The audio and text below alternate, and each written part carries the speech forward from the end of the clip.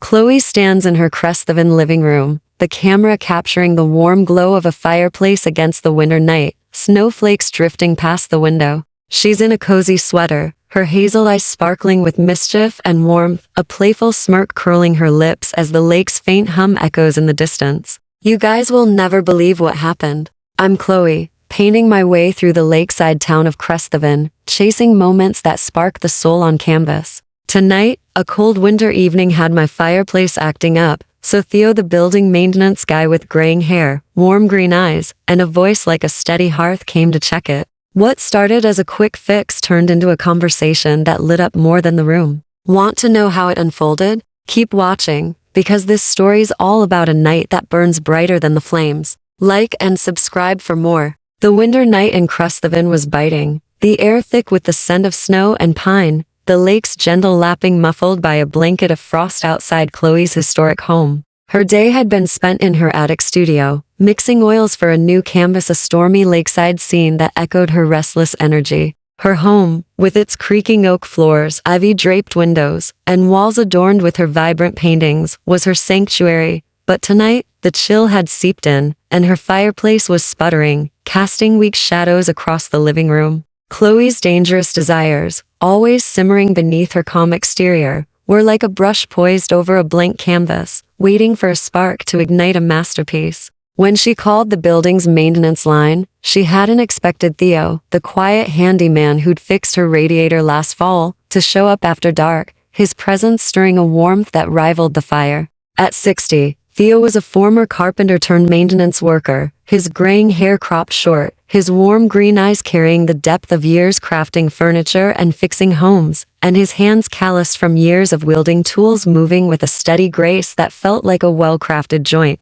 His evening, Chloe, during past repairs, paired with a reserved smile, had always felt professional but kind, like a fire bank low but ready to flare. She'd told herself it was just appreciation for the man who'd once repaired her studio window, who'd shared a story of carving a table from driftwood. But tonight, as the snow fell and the power flickered, her dangerous desires were ready to paint a new scene, one that burned beyond the fireplace. Living room, 7:00 p.m. The fireplace crackled weakly, its glow dim against the living room's oak walls, where Chloe's paintings, lakeside sunsets, stormy skies, and abstract swirls caught the flickering light. The air was cold, the scent of pine and paint thinner mingling with the faint must of old wood. Chloe opened the door to Theo, his tool bag slung over his shoulder, his wool coat dusted with snow, his green eyes bright under the hall light. Got a call about a stubborn fireplace, he said, his voice a steady hum, like a carpenter sanding a rough edge. Let's see what's wrong. The lake's hum was a faint backdrop, the snow outside swirling like a quiet symphony. Chloe leaned against the couch, her cozy sweater loose, her hair tousled from a day of painting. You're a lifesaver, Theo, she said, her voice light but teasing, her hazel eyes glinting with curiosity. Didn't think you'd brave a snowstorm for my fireplace. She gestured to the hearth, her fingers brushing the air, the motion sending a spark through her like a brushstroke hitting a canvas. Here's where the sketch begins, audience, she thought, her inner monologue painting the moment, a cold night, a flickering flame, a glance that colors the edges. Theo knelt by the fireplace, his hands deft as he checked the flue, his eyes flickering to her. Can't let an artist freeze, he said, his smile warm but cautious, his voice carrying a depth that felt less like maintenance and more like an invitation. You been painting something new? The air was charged, the fire's weak glow casting their shadows long and soft, the snow outside muffling the world. Kitchen, 7:30 after adjusting the flue, Theo suggested coffee to warm up, and they moved to the kitchen, a small room lit by a single pendant light, the scent of coffee grounds and pine mingling with the winter's chill seeping through a cracked window. Chloe leaned against the counter, pouring beans into a grinder, while Theo stood nearby, his coat draped over a chair, his flannel sleeves rolled up to reveal forearms marked by years of carpentry. The air was cozy, but charged, the lake's hum a quiet pulse. You're out here fixing fireplaces in a storm, she said, her voice playful but curious, handing him a mug, her fingers grazing his, the contact warm and fleeting, like a stroke of paint. You're not just a handyman, are you, Theo? The canvas is alive now, she thought, addressing her audience, each word a hue, each glance a shade of something bold. Theo's chuckle was low, warm, his hand resting on the counter near hers, his green eyes catching the light. Maybe not, he said, his voice like a carpenter smoothing wood. Used to build furniture, tables, chairs, things that last. But your paintings, they've got a spark. Saw that lake piece in your hall. It's like you caught the water's soul. His words carried a quiet intensity, and the air shifted, the pendant light amplifying the moment, her plan gaining momentum like a painting taking shape. Her mind flickered to memories, vivid and fluid, like strokes on a canvas. Theo last fall, fixing her radiator, pausing to admire her mural, his voice warm as he said, "You've got a way with light, Chloe." Another fragment, a rainy afternoon when he'd repaired her studio window, humming a jazz tune, her laugh teasing as she said, "You're wasted on wrenches, Theo." Then, a quieter hue, last month, him helping her carry a canvas to her porch, his hand brushing hers, his voice soft, "Your work's got heart, Chloe." Each memory was a brushstroke, layering their connection, pulling her toward a truth she'd been sketching around. Living room, 8:15 p.m. Back in the living room, the fireplace now roared, its flames casting a warm glow across the oak walls, the paintings vibrant in the light.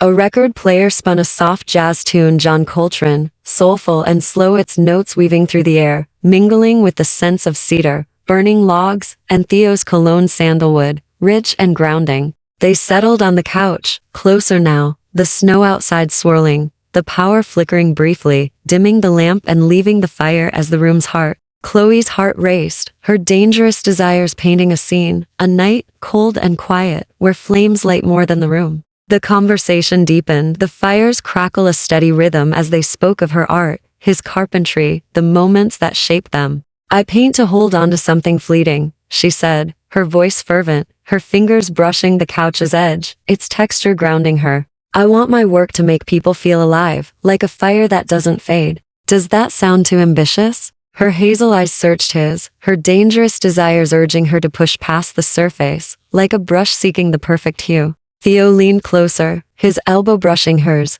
the contact sending a spark through her like paint hitting a canvas. "Not too ambitious," he said, his voice low, resonant, like a carpenter crafting something true. "Your paintings have that fire, Chloe. That lake piece, it's like you captured a moment I'd forgotten. It's captivating." His words carried a new intensity, a crack in his reserved facade, and the air grew heavier, the firelight amplifying the moment. "Hey guys," Chloe said, her voice bright but laced with mischief, breaking the moment as if speaking to her imaginary audience, her eyes glinting as she leaned back. "We're about to get into the spicy portion of the story, so please don't forget to like and subscribe." She grinned, the words a playful shield, but her heart pounded as the power flickered again, the room dimming, the fire's glow casting their faces in warm hues. "Here's where the canvas ignites, audience," she thought, her inner monologue vivid. "You came to check the fireplace, Theo," she said softly, her voice charged with truth, her hazel eyes unwavering.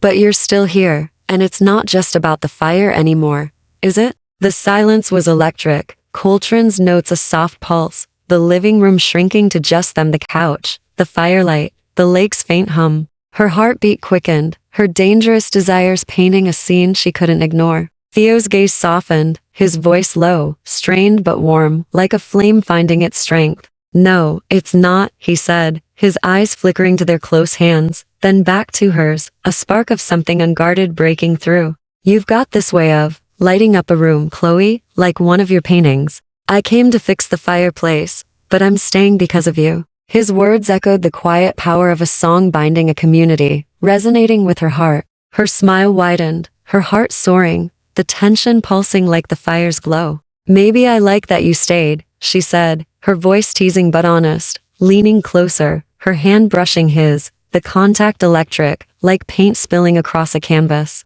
"The fire's in us now," she thought, her inner monologue bold. "Maybe I want this to be more than a quick fix." Her eyes locked on his, the jazz swelling like a cue, her plan unfolding in the charged silence. Attic studio. 9 o'clock p.m. Thea moved to her attic studio, seeking a change of scene, the narrow stairs creaking underfoot. The room was a chaotic haven, canvases stacked against walls, paint tubes scattered, the scent of turpentine and pine heavy in the air. A single skylight revealed the snow falling softly, the lake's shimmer a distant glow. Chloe leaned against a workbench, Theo standing nearby, his eyes tracing her latest canvas, a stormy lake scene, half-finished, vibrant with blues and grays. The air was charged, their earlier words lingering like an unfinished painting. "You don't just fix things," she said, her voice playful but weighted, her fingers tapping the workbench. "You see things, Theo, like this canvas. You're not just a handyman, are you?"